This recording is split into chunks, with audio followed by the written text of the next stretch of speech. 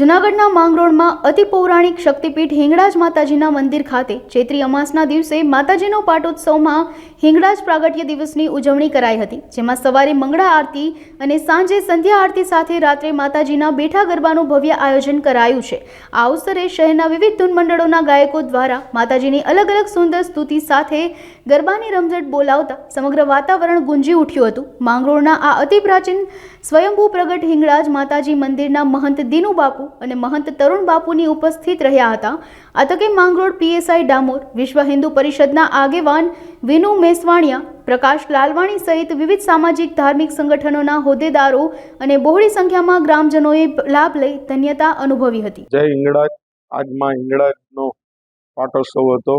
માં આજ હિંગળાજ પ્રભાસ પાટણ કે મંગલપુર વર્ષો પહેલા પ્રગટ થયેલા હતા।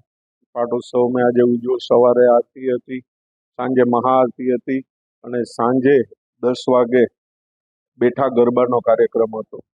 ઘણા બધા ભક્તોએ આ ગરબાનો લાભ લીધેલો હતો। સાહેબ પીએસઆઈ સાહેબ, અમારા વિનુ બાપુ મેસવાણિયા અને ઘણા બધા આગેવાનોએ હાજરી આપેલી હતી। આ પાટોત્સવ વર્ષોથી આ ઉજવાતો આવે છે। ભાનુશાલી સમાજના કુળદેવી, અન્ય જ્ઞાતિના કુળદેવી પણ છે। ભાનુશાલી સમાજના હિસાબે માતાજી માં હિંગળાજ આ માંગરોળમાં પધારેલા છે। એને શ્રાપ આપેલ છે, અહીંયા રાત્રિ રોકાઈ નથી શકતા અને માતાજીના આશીર્વાદ પણ બધી જ્ઞાતિ ઉપર પૂરેપૂરા છે। જય હિંગળાજ।